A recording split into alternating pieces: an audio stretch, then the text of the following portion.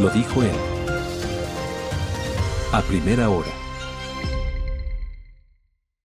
Raúl Chávez está con nosotros, asambleísta nacional de Reto. Parlamentario, bienvenido. Le saludamos a Andrea Orbi, quien habla Fabricio Vela. Buen día. Buenos días, asambleísta. Buenos días, querida Andrea. Buenos días, querido Fabricio. Muchas gracias por la invitación. A las órdenes. Un saludo a todas las personas que nos miran, que nos escuchen. A usted, gracias por la gentileza de acompañarnos. Usted obviamente es parte de Reto, pero forma parte también de la bancada de Revolución Ciudadana en la Asamblea Nacional.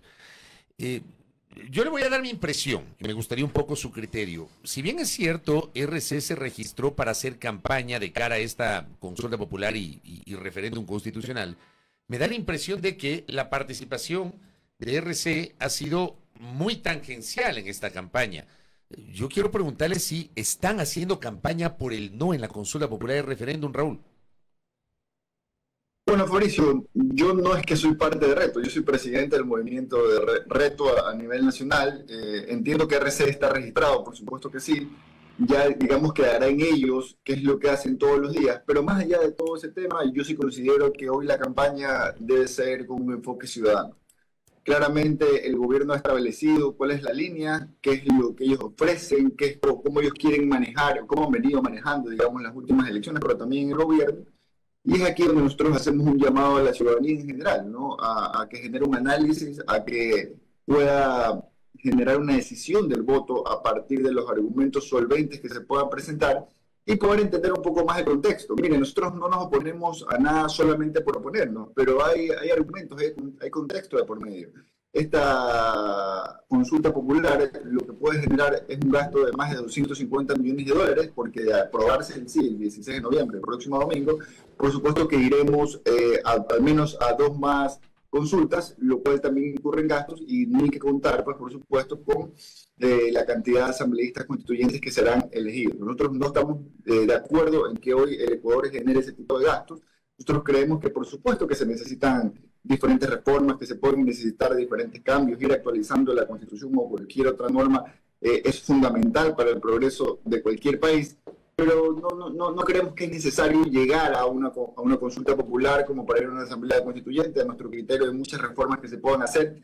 De hecho, este propio gobierno, a inicios de esta legislatura, ya hizo aprobar al menos 3 leyes inconstitucionales, eso ya fue declarado por la Corte, lo cual quiere decir de que incluso siendo inconstitucionales la pueden hacer aprobar, o sea, tienen mayoría. Nosotros obviamente nos opusimos a eso desde el inicio, pero aquí entramos a una campaña más que buscando el objetivo de la consulta, a mi criterio, a una campaña que busca es la popularidad de los temas. Entonces, por supuesto que creemos que hay que ser serios, creemos que hay derechos que han sido adquiridos a lo largo de la historia, no solamente la Constitución del 2008, y que no se puedan poner en riesgo, ¿no? Dicho esto, como dije hace un momento, siempre que se pueda mejorar, siempre que se pueda reformar, siempre que se pueda ir actualizando todas las normas, creo que será necesario para poder ir progresando como país. Asambleísta, ¿usted cree que en estas 2 semanas realmente se ha podido hacer este ejercicio de analizar tal y como usted hace esta invitación a la ciudadanía? Es decir,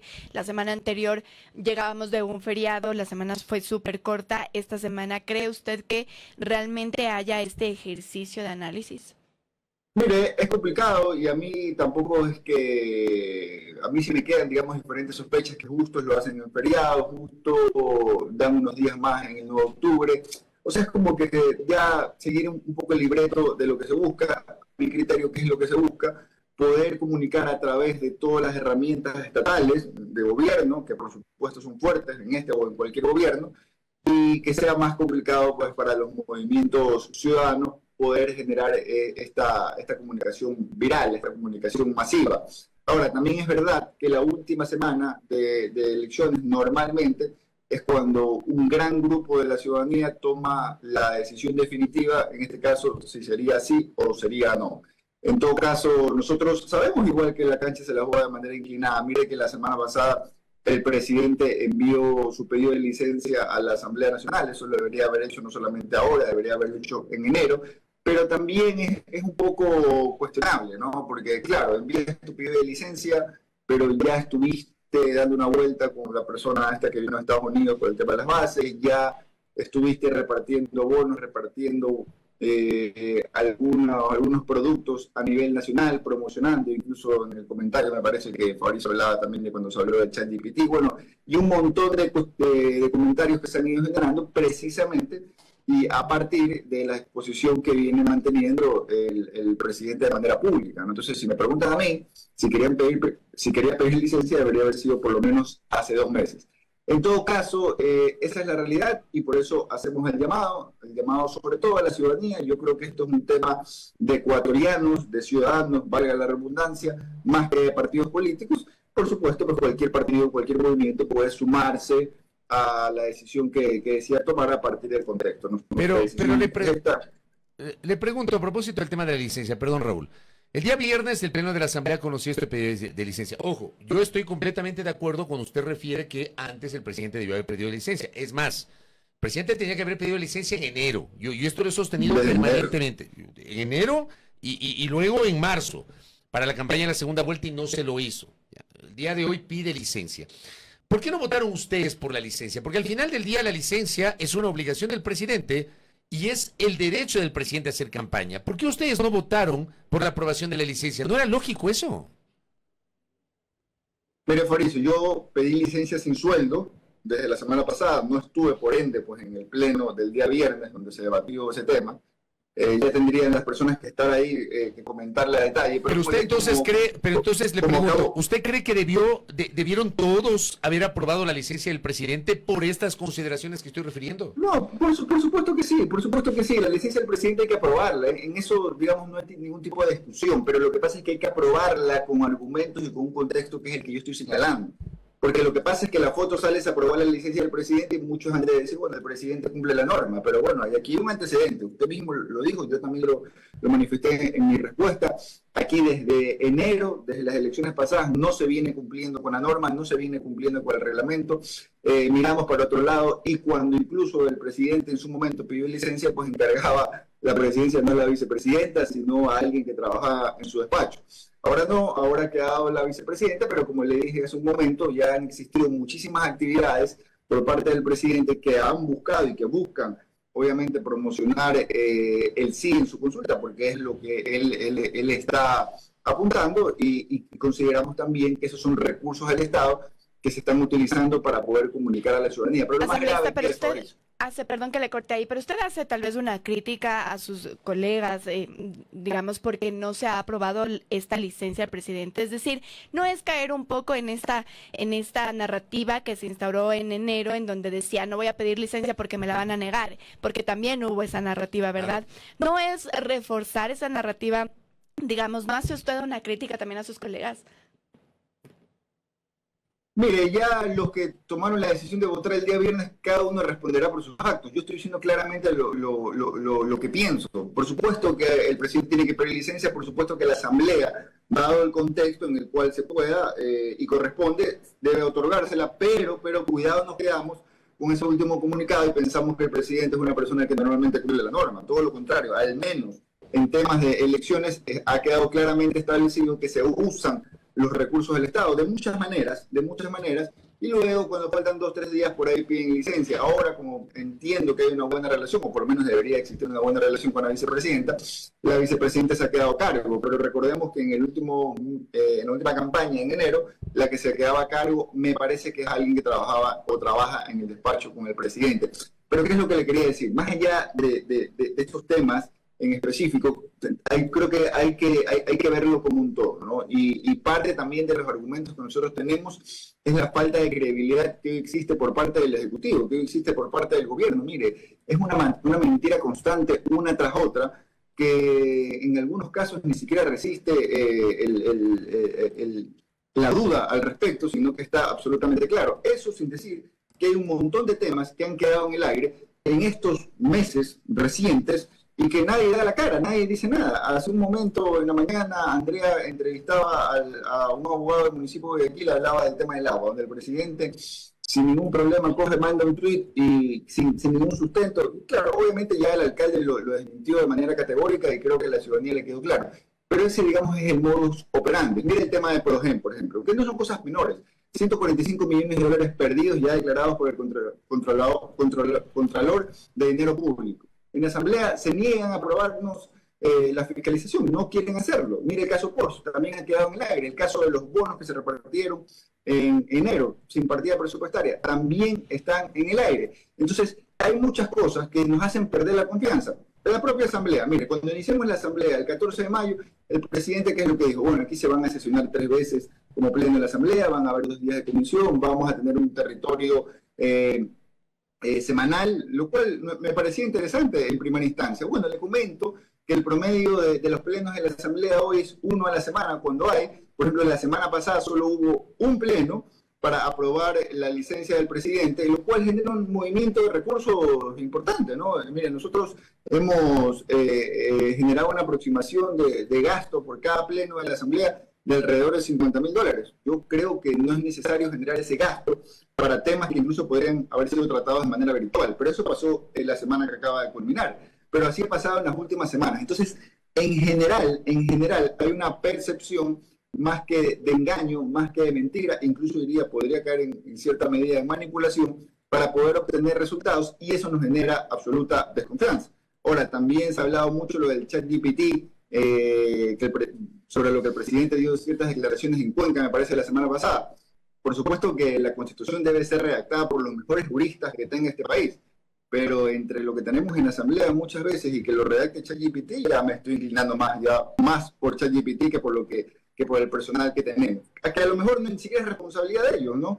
Ellos están simplemente cumpliendo una función, pero claramente hay personas o que tienen un conocimiento categórico y otras que pueden tener desconocimiento, pero que lo más preocupante es que tampoco les importa aprender. A partir de eso, nosotros lo que hacemos es un llamado responsable, nosotros lo que hacemos es un llamado cívico y patriótico, como para entender de que si bien podríamos estar no de acuerdo en todo en el país, porque así, pues, digamos, el país es el conjunto de muchas personas, sí creo que tenemos que estar de acuerdo en lo fundamental, y lo fundamental es poder respetar la norma, lo fundamental es que existe un equilibrio de fuerzas, y lo fundamental es que cualquier decisión que se tome sea a partir del debate, del consenso, pero sobre todo del entendimiento de cada realidad del país. Ecuador es un país chiquito, es un país compacto, pero por supuesto que cada provincia, cada cantón, cada parroquia tiene su particularidad, y eso es lo que tenemos que construir, un país de todos, para todos, y que por supuesto siempre busque un desarrollo constante. Nos habla mucho de que la Constitución no permite enfrentar la inseguridad, querido Fabricio, pero si aquí el presidente, en el tiempo que ha estado en el mandato, ha movilizado a la fuerza pública como ha deseado. Aquí en este mismo gobierno se le fue a Fito y capturaron a Fito y lo mandaron a Estados Unidos. En este mismo gobierno se le fue a Fede y capturaron a Fede. Entonces, claramente no es como nos dicen, por supuesto que asumen ese tema como caballo de batalla, pero eso pasa más por querer jugar con las emociones, con los temores que bien tiene la ciudadanía por todo lo que viene pasando, pero no le decimos la verdad a la gente. Es más, si nosotros hubiésemos querido luchar contra la inseguridad realmente, hablo desde el Ejecutivo, por ejemplo, esos 3 puntos que nos subieron del IVA y la tasa que se generó para todo el sector empresarial por el rubro de seguridad, que entre los dos recaudaron aproximadamente 1.700, 1.800 millones de dólares, hubiesen sido invertidos para la lucha contra la seguridad. Si usted revisa los presupuestos, estamos lejos de aumentarlos. En el 2026 se está planteando una reducción de casi el 10% de las Fuerzas Armadas. Entonces, claro, no es coherente. El gran problema es que aquí simplemente se tira una entrevista, o se hace un videito, se pone un tweet, se dice lo que se quiere, no importa los argumentos, el contexto, se dice lo que se quiere, y a partir de la fuerza financiera, del músculo financiero, se lo busca viralizar y convertir eso en la nueva verdad. Nosotros no podemos caer en eso. Por supuesto que sabemos que corremos en desventaja porque no tenemos esa fortaleza o ese músculo financiero, pero nuestro legado será decir las cosas como son, decir la verdad, decir lo que pensemos e intentar cuidar, pues, por supuesto, todo lo ganado durante la historia del país. Asambleísta Raúl Chávez, en ese sentido le pregunto, más allá de su postura respecto de la consulta y del referéndum, usted ha señalado que no se precisa una constituyente, que cambios se pueden hacer a través de la función legislativa, pero le pregunto a usted, ¿está reconociendo que efectivamente la Constitución sí requiere reformas? ¿Usted considera que hay que impulsar un proceso más allá del tema de la constituyente? Porque puede ser que el país se pronuncie en la consulta en contra de que haya una constituyente. Es un escenario que puede ocurrir. ¿Usted cree que hay que reformar la Constitución en algún momento? Pero es que, Fabricio, creo que solo alguien ilimitado podría decir que una norma escrita, hecha por seres humanos, no puede ser perfectible. A mi criterio, por supuesto, que cada tantos años podríamos generar una revisión constante de todas las reformas que de alguna forma se van quedando en el pasado o que no se actualizan según lo que uno va viviendo. Pero en este momento, por ejemplo, ¿qué habría que reformar de la Constitución de Montecristi que tiene 17 años de vigencia, asambleísta Chávez? Bueno, he escuchado y he hablado con algunos juristas expertos en la materia de que de repente se generó mucho reglamento dentro de la Constitución y que hay cosas que mejor enmarcarlas desde lo general, desde lo macro, para que después cada área, cada sector tenga un reglamento mucho más aplicable, por ejemplo.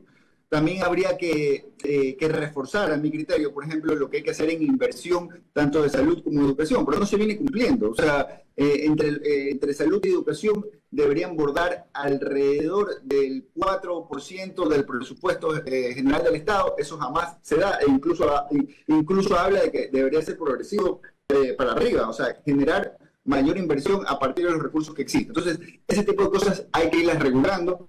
Hay algunos temas también que a mí me preocupan, que se han aprobado incluso en esta legislatura, que entiendo que ya tienen una demanda de inconstitucionalidad, pero todavía no inicia el proceso. Por ejemplo, el nuevo manejo que se le quiere dar al BIES, a los recursos de los ciudadanos, ¿no? de la seguridad social. Eso es un tema complicado, se lo quiere usar, a mi criterio, más como caja chica, con esta nueva ley que se aprobó en Asamblea, en la cual no todos tenían prendidas las cámaras. Eso también es un tema que se reclamó y que el secretario de la Asamblea simplemente se ha quedado en silencio, sin responder como debe a los asambleístas. Pero bueno, esta ley también podría dar pauta a que el BIE se termine utilizando como caja chica al Estado. Entonces, hay un sinnúmero de cosas que siempre se pueden ir arreglando, que siempre se pueden ir perfeccionando y, por supuesto, buscando objetivos comunes. Por ejemplo, yo creo que nosotros no podemos retroceder en temas de derechos laborales. Creo que lo que se ha conseguido es bastante importante. Eso no quiere decir que no tienen que sentarse todos los años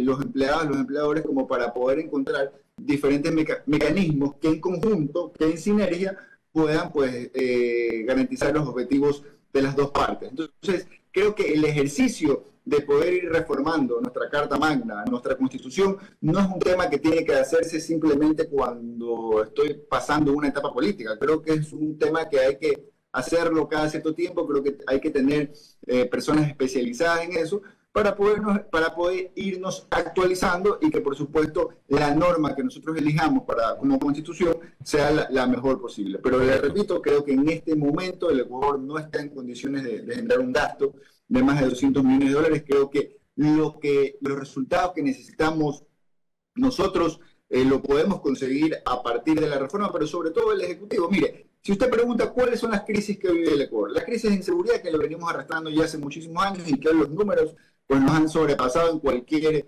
proyección que se pudo haber hecho hace algunos años.